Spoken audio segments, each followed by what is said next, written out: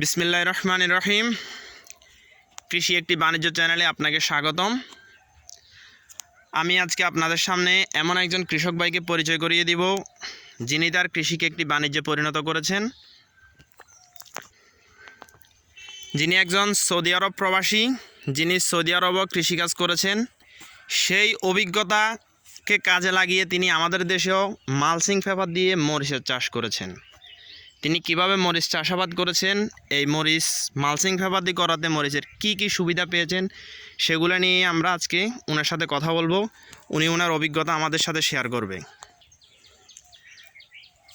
ইনি হচ্ছে আমাদের আমির হোসেন ভাই। আসসালামু আলাইকুম আমির ভাই, কেমন আছেন? ওয়ালাইকুম সালাম ওয়া রাহমাতুল্লাহি ওয়া বারাকাতুহু।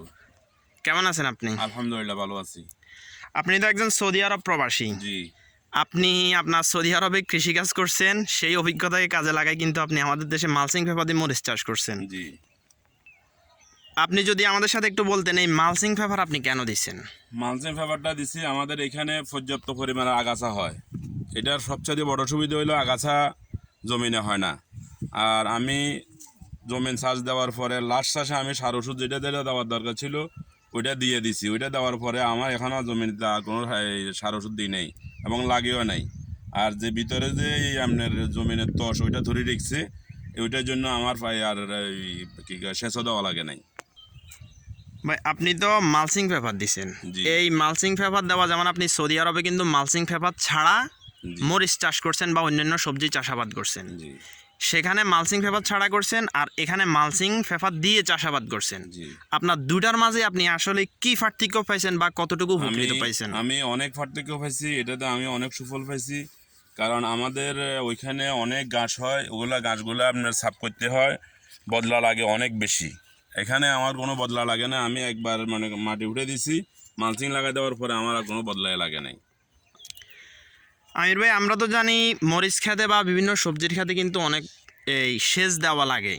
আপনি তো এই মালচিং পেপার দিছেন, এখন পর্যন্ত কি আপনি কোনো সেচ বা কোনো কিছু ফানি দিছেন কি না? না, আমার এখনো কোনো সেচ দেওয়ার দরকার হয় নাই, পানি দেওয়ার দরকার হয় নাই। আমি যে মালচিং দিছি, এই রোদে মালচিংটা গরম হয়ে নিচে একটা কুয়াশার মতো জমে, ওইটা মাটিতে খায়। ওই মাটিতে খাওয়ার সাথে সাথে আমার ওই মালচিং মাটিটা ভিজে যায়। ভিজে যাওয়ার কারণে আমার এখানে আর কোনো দেওয়া লাগে না, সেচ দেওয়া লাগে নাই। আমির ভাই, আপনি তো এখানে হাইব্রিড মরিচ চাষাবাদ করছেন। জি। তো এখানে কি জাতের মরিচ গাছ লাগাইছেন? আমি এটা বিজলি প্লাস 2020 লাগাইছি।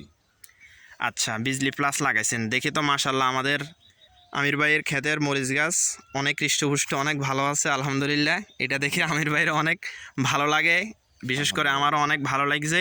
আমির ভাই, আপনি এখান থেকে কেমন প্রত্যাশা করেন? আলহামদুলিল্লাহ, আমি অনেক প্রত্যাশা করতেছি।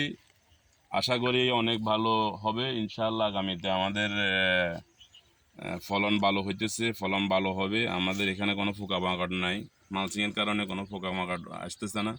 পোকামাকড়ের দিকে তো আমার অনেক উপকার হচ্ছে। আশা করি অনেক ভালো সুফল পাবো আমি।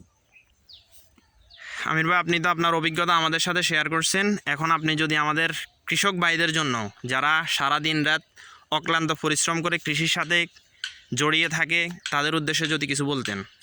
আমি আমার কৃষক ভাইদের উদ্দেশ্য করে বলতেছি যে আপনারা যদি মালচিং পেপার ব্যবহার করেন তাইলে আপনাদের খরচ অনেক কমে যাবে। হয়তো মালচিং কেনার সময় আপনাদের একটু কষ্ট হইব, এরপরে আপনার মনে করেন বদলা খরচ লাগবে না, সেচ খরচ লাগবে না, অনেক জায়গা থেকে আপনারা বাঁচে যাবেন।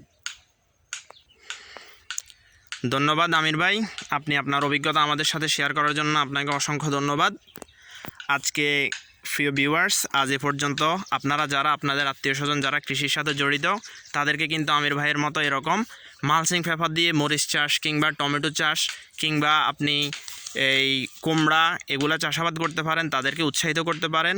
তো এরকম পরবর্তীতে আরও ভালো ভালো ভিডিও পাওয়ার জন্য আমাদের সাথেই থাকবেন। ধন্যবাদ সকলকে। আসসালামু আলাইকুম রহমতুল্লাহি ওয়া বারাকাতুহু।